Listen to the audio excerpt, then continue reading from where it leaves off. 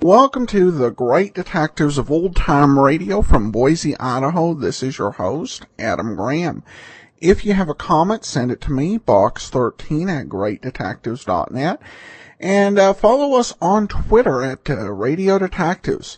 Well, before we do get started, I want to encourage you, if you have not already, to pick up your copy of my first detective novel, Slime Incorporated.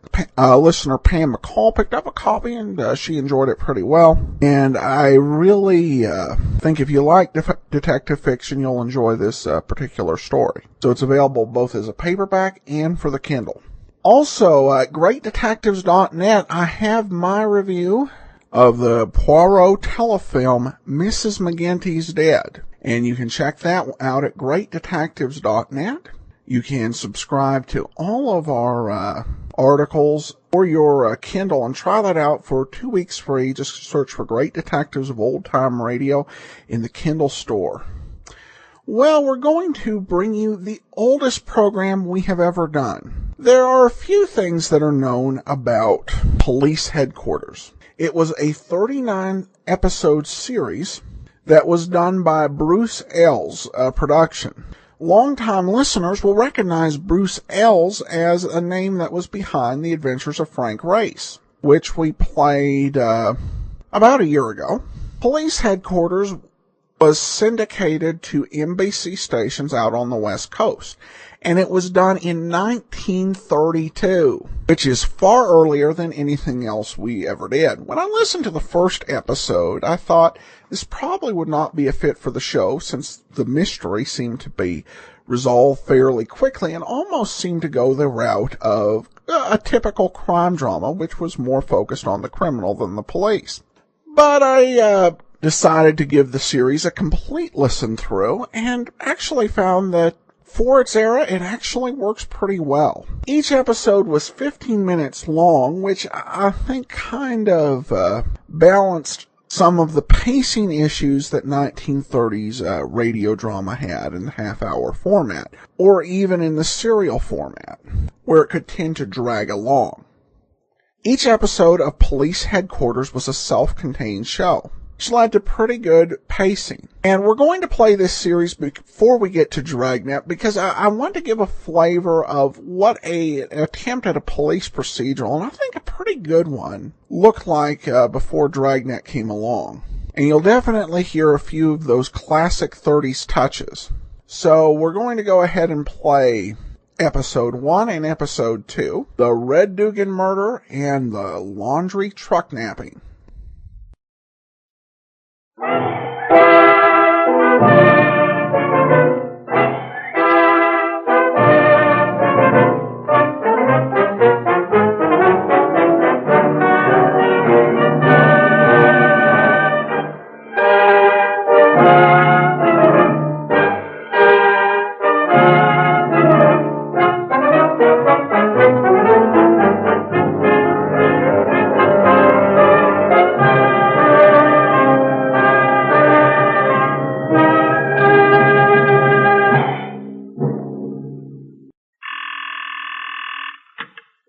Police headquarters. What's that? Just a second, I'll connect you with homicide.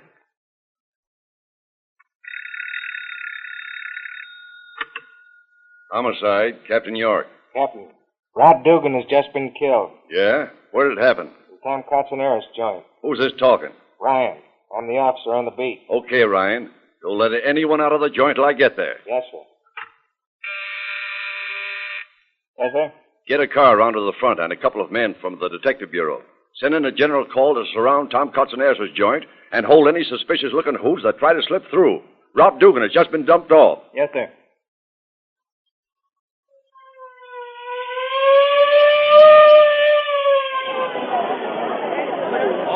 All right, come on now. Get back there on the sidewalk. Come on, get those people out of that door. Come on, open up here. Open up. Where is he, Ryan? In the back room, Captain. He's dead. Where's Castaneras? He's back there, too. Well, don't let him slip out. This'll be just about the last gang killing in his place. The old man said to padlock him if anything else happened down here. Here, let me shut to this door. Come on, help me here. Come on, get back there. Come on, back up there. Come on. There, stay on the door, Ryan. Say, what's this bunch of rats doing here? You told me to hold him, Captain. Oh, so they're the guys that were here when Dugan was killed, eh? A fine-looking bunch. All right, just keep them where they are till the wagon gets here. We'll sift them out down at headquarters. Yes, sir. Who called you in from the beat? Castaneras. Okay. I'll stroll in the back room and just see what's going on. Oh, Captain York, eh? I'm glad you're here. Yeah, I'll bet. Where's Dugan? Why, back there, behind the tap. Knife in the back, eh? Who did it? I don't know, Captain York.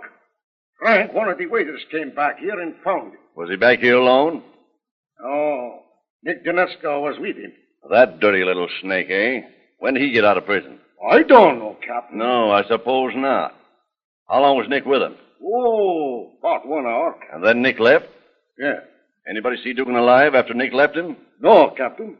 This knife has Nick Dinesco's initials on it. Is it his? Well, looks very much like it, Captain. Know any reason for Nick killing him? Oh, I don't know nothing. Now listen, Castaneras. I've got orders to padlock your dump the next time there's trouble down here. Now, you'd better give us your help on this case. Come on now. Maybe the old man will go easy on you. Well, I want to do what's right, Captain. I don't want the boys killing one another in my place. I'm trying to run a nice place. You can't run a nice place serving liquor to a bunch of rats. What reason would Nick Dinesco have for killing Dugan? Well, maybe it was over Nick's old girl. You see, Captain, after Nick went to prison, Dugan stole his girl. So when Nick got out, he looked Dugan up and knifed him in the back, eh? Yeah. But nobody saw him do it. Don't make any difference. Where does this gal live? His name's Sadie. She's living with Big Jim Diamond right now. So she bounced Dugan, too, eh? Going in for heavy money. Playing around with Big Jim Diamond, eh? Well, we'll look her up. Unless I miss my guess, we'll find Nick hiding around somewheres near. Yes, sir. I've got a hunch that Nick beat it right to Sadie's place and wants her to frame up an alibi.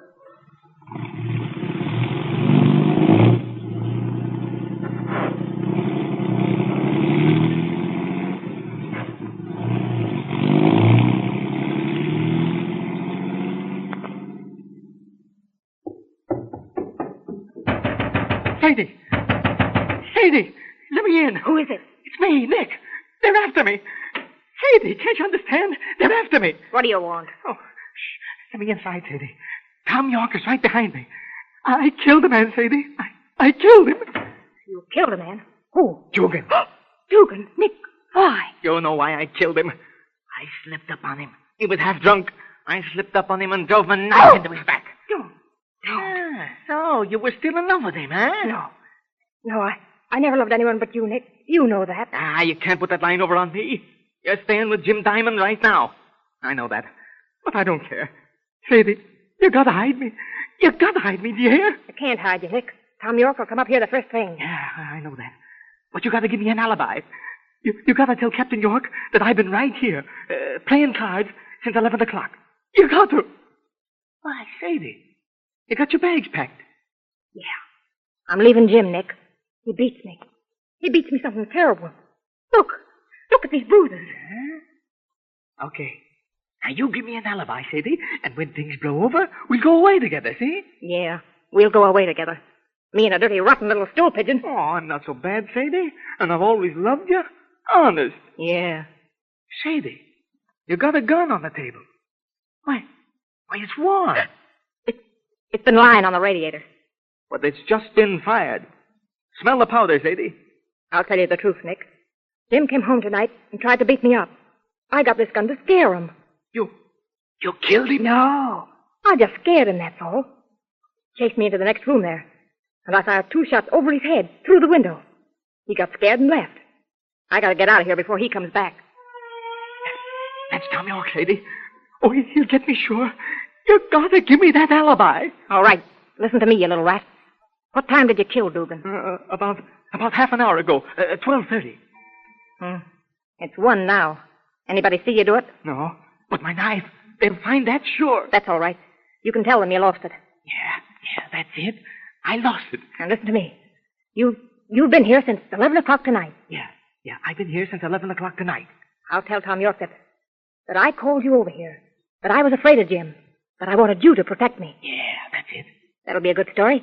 That'll give you an alibi. Yeah, but Tom will find this gun, and he'll want to know about it. Yeah. I got it. We'll tell him that I was afraid of Jim, and I called you over here to protect me. And while you were here, Jim came in. He was drunk, and you fired 2 shots through the window in the next room to scare him. Yeah, that's it. Yeah, that'll stop him. Oh, getting pretty close now. He'll be up here any minute. Captain York ain't no fool, Sadie. You'll have to go easy with him. I know how to handle him. Shh, outside now. All right. You've got to act like nothing has happened. Get out in the kitchen and start making some sandwiches. Don't come in this room till I call you. I'll handle the captain. Okay. All right, Nick. Beat it to the kitchen. All right. Keep your shirt on. Hello, Sadie. Hello, Flatfoot. Mind if I come in, Sadie? Help yourself, copper. The door's open. Getting kind of ritzy since you've been associating with Jim Diamond, eh? Oh, I've been doing all right. Sure, leave it to you, Sadie. Leave it to you. All right, Flatfoot. Stop beating around the bush. What do you want? Sit down, Sadie. Don't get so huffy. We're going to have a nice, long talk. All right, Captain. You better sit down, too. I know what you want to talk to me about. And I'll give you the lowdown on the whole thing. Nick came up here tonight.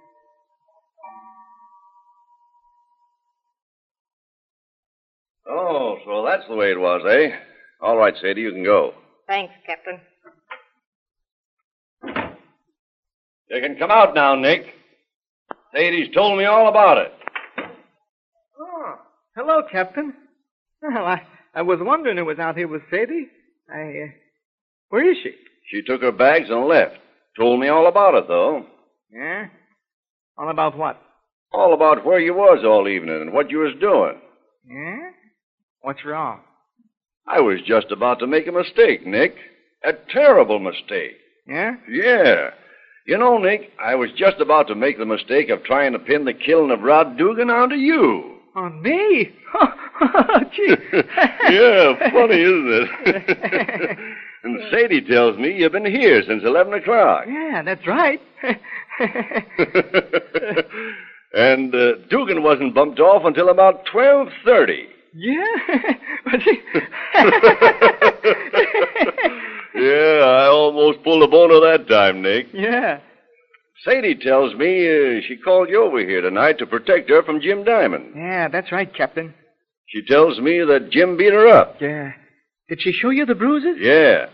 He must have beat her up something terrible. Yeah, he does. I shouldn't imagine that you'd like it, Nick, seeing as how you're stuck on Sadie. I don't. Sadie tells me Jim came up here tonight. Yeah, that's right. How was he feeling? Oh, he was drunk. Sadie says you and him had some trouble. Yeah, he starts getting tough, and I told him to get out.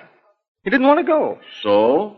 So I grabbed Sadie's gun just to scare him and tells him I'm going to kill him if he don't beat it. And what did he do? Oh, he got tough, and I busted a couple of caps right over his head just to scare him.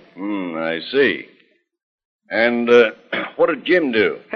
He beat it out the door running like blazes. Oh, I see. Oh, by the way, Nick, where did the bullets from your gun go? Huh? Through an open window. It was in the next room. This room over here? Yeah. Come over here, Nick. I want to show you something. Huh? What's that? Look. Look who's lying on the bed. Jim Diamond. Sure, it's Jim Diamond, and he's dead. Dead? Oh, no. No. You heard me. He's dead. Killed by bullets from that gun. Now, you killed him because he was beating up on your girl. No, I didn't. I tell you, I didn't. Don't lie to me, you dirty rat. I didn't kill him. I wasn't even here. I wasn't even here. No? Then where were you? I was... Oh, my God.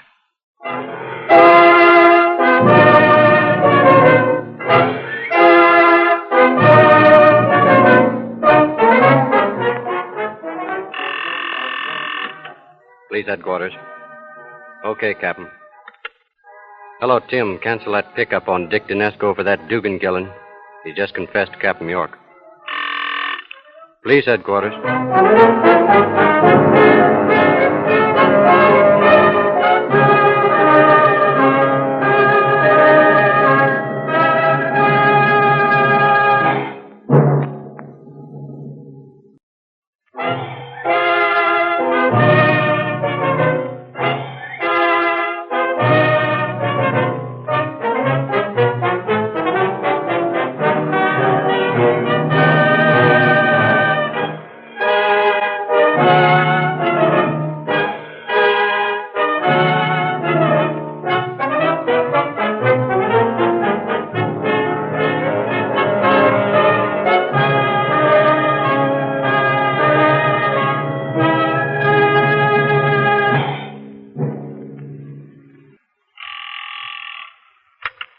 Police headquarters.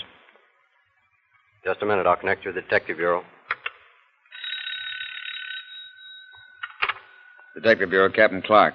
This is Stephen F. Day, 127 Palm Avenue. I want someone out here right away. 127 Palm Avenue. What's wrong, Mr. Day? Plenty. My son Stephen has just been kidnapped. Kidnapped? How long ago? I don't know. We just discovered it. Oh, don't stand there talking. Get out and do something. Radio patrol will be there in 2 minutes. Have them search the grounds and I'll be right out.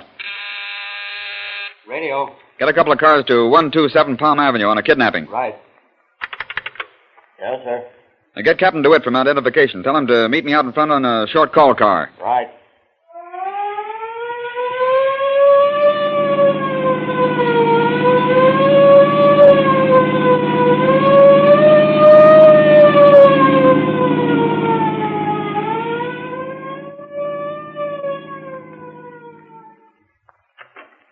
It's a good thing you got here, Captain.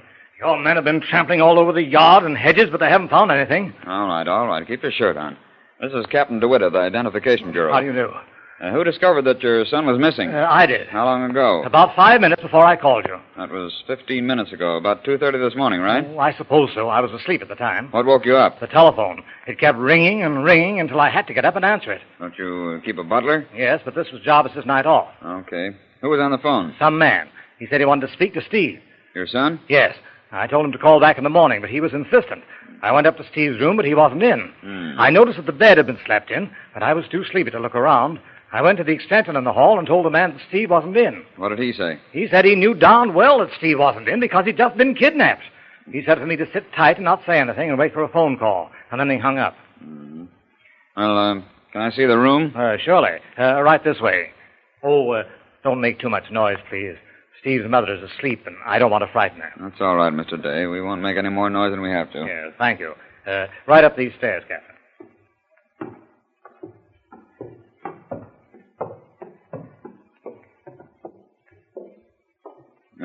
By the way, did you recognize the voice on the other end of the wire? No, but come to think of it, it did sound a bit familiar. Oh, but then I can't be sure. Here, this is the room. Where's the light switch? Right here. That's better. Look at the window, Frenchie. Right. Well, he slept in his bed, all right. Wasn't much of a struggle. Must have been two of them. No violence. There's no blood. Oh. What's this? Chloroform. Probably held him in bed till it got him down. Do you think you'll find him, Captain? I'll pay anything to get him back. His mother, she's not well. This shock is liable. Yeah, well, we'll do all we can. The thing for you to do is to play ball with us instead of the kidnappers. Stall them along and make them think you've got to have time to get the ransom dough. Oh, by the way, how much did they want? Well, they didn't say. The man who called up said to wait for a phone call. Oh, that's good. They'll probably call back. DeWitt, find any prints? Yeah, not many.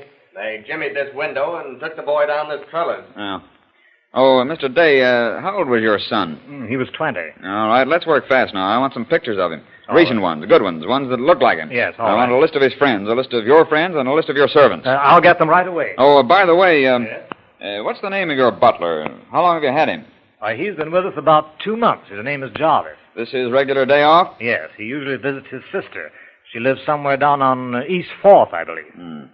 All right, get me those pictures. This phone okay? Yes, it's the extension from the one downstairs. Okay. Give me the test board. Hello, this is Captain Clark, Police Department. Yeah. I want a phantom circuit set up on this number and run into headquarters right away. Speed's important. It's a kidnapping. Well, here are a couple of pictures, and here's a list of friends whom Steve invited to a party last month. Good. When will this butler of yours be back? Tomorrow morning. Or rather, this morning. Well, I want to talk to him when he comes in. Where did he work before he started working for you? Well, he'd been out of work for several months. He was driving for a laundry company.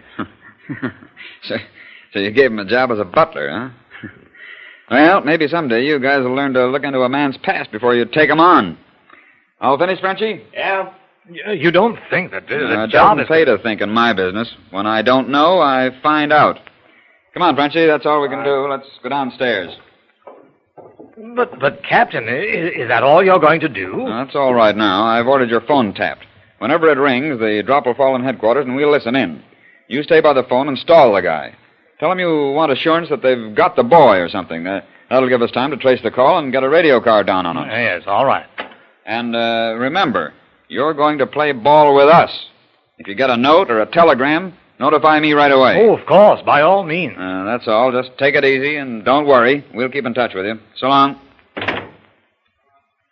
Find anything, Frenchie? Oh, a couple of prints and a couple of buttons.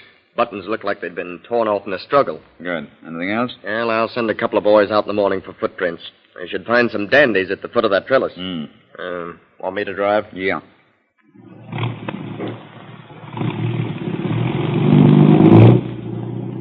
Radio on? Yeah. We better keep this thing under cover for a few hours. I think we can work better if the snatchers don't get all excited. Yeah. Calling car 136, 136. Go to 327 Fremont for disturbance. Calling 55, 55. On the vacant lot at Mott and Turner Streets. A drunk.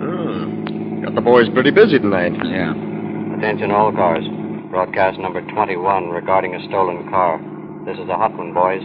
2 Yanks stole a laundry truck about 10:30 tonight. License 239176. A laundry truck. Well, that's a good one.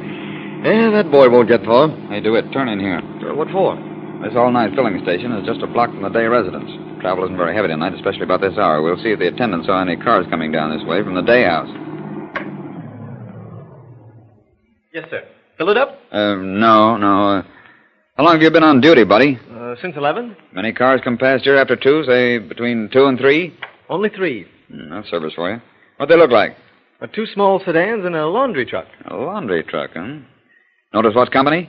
No, sir, but I thought it was kind of funny for a laundry truck to be running around at 2:30 in the morning. You're right, buddy. It is funny. Calling Captain Clark in 43. Uh-oh, there you are, Clark. Captain Clark. Just had a call to the day house. Came from a pay station at 430 Williams. 430 Williams. It's a drugstore. Pick it up 91 and 92. Kidnapping suspect. There you are. Our friends have called, and 430 Williams is near 4th Street, and Day's butler has a sister who lives on 4th. And Day's butler used to drive a truck for a laundry, and a laundry truck is stolen, and one was seen... Come on, let's get going.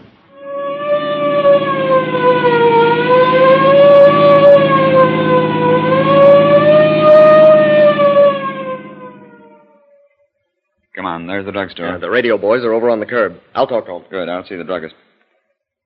Well, what's going on around here, Captain? After a kidnapping suspect. Did you see the guy who used the phone a little while ago? Yeah.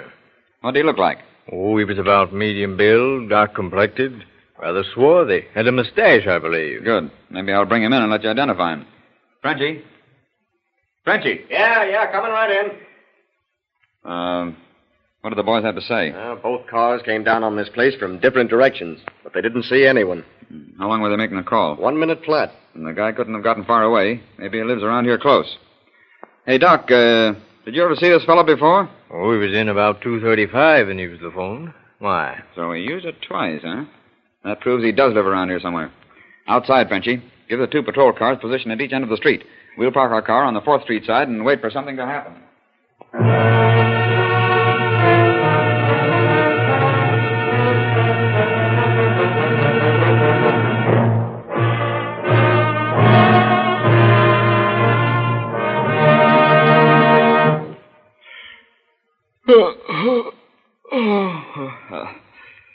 Have I been asleep long? Oh, a couple hours.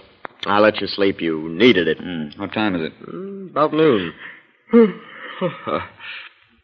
you have any breakfast? Not since that bite around 6 this morning. I've been keeping an eye on the street. I don't think... The clock. There it is. That's it, as sure as shooting. The laundry truck. 239176. That's it. Stopping right in front of that hotel. All right, you beat it around to the back of the place. I'll take care of the front. One of them's staying in the car. No, I'll take care of him. You get the other one. Right.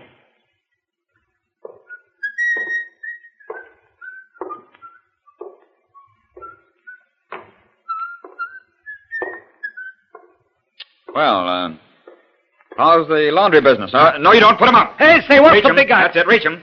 Not a yap out of you now. Say, but Rest now of that listen. partner of yours, too. All right, back in the truck, you. Here, put him on. Well, this is an outfit. So you thought you could pull a snatch and get away with it, huh? Why, you're Not crazy. anymore, you can't. We're on to you guys like a bill collector. Why, you're Quiet crazy, down. Dad. Here comes your buddy. Not one yap out of you now. He's dragging a laundry bag, is he? So you got young Day in that bag, huh? All right, up with him, you dirty kidnapper. I got you dead to rights. Not me, officer. Now, what do you mean? I'm Stephen Day, Jr., the guy that was kidnapped. Well, where's Jarvis? Upstairs. Your fellow officer collared him trying to beat it down the fire escape. He's bringing him down. Oh. There was another one, too. Jarvis' sister. She engineered the whole deal. Captain DeWitt just knocked her cold in the herring. Yeah? Well, I'll go up and get that dame. You don't have to, Captain. No? No. She's in the bag.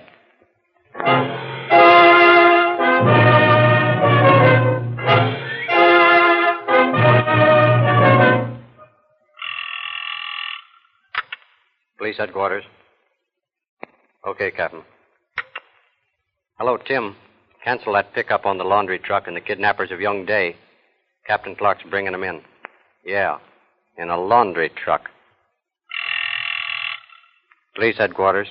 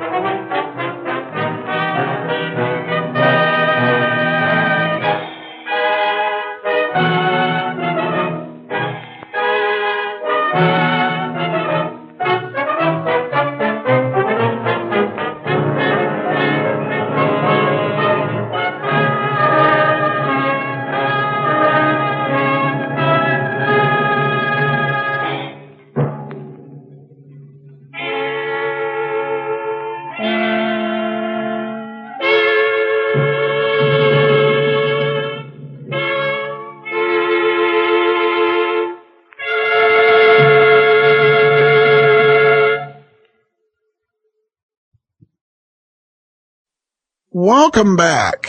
Well, both plots were fairly clever. I think the second one a little more than the first. You really get a little bit of a hint of the, overall 1930s era. Officers referring to places as joints. And just a few other things that make it feel more like you're watching a gangster movie. Though it really culminates in the when you get the capture at the end of the second episode. But overall, I thought these were pretty good, particularly when we're listening to 82-year-old programming. So I hope you enjoyed it, and we'll be listening next week as we continue on with Police Headquarters. And for listener comments today, we just have a tweet from David who says, glad to discover at Radio Detectives. Good show, plus genial host. Thanks. Well, thank you so much, David, and appreciate you listening out there. And you can follow us on Twitter at Radio Detectives and become one of our friends on Facebook. Also, I do want to encourage you to come back on Monday as we resume with yours truly, Johnny Dollar. And as I said before, we'll be back on Saturday with 2 more episodes of Police Headquarters. In the meantime, send your comments to box13 at greatdetectives.net. Follow us on Twitter, Radio Detectives, and become one of our friends on Facebook. Facebook.com/Radio Detectives. But from Boise, Idaho, this is your host, Adam Graham, signing off.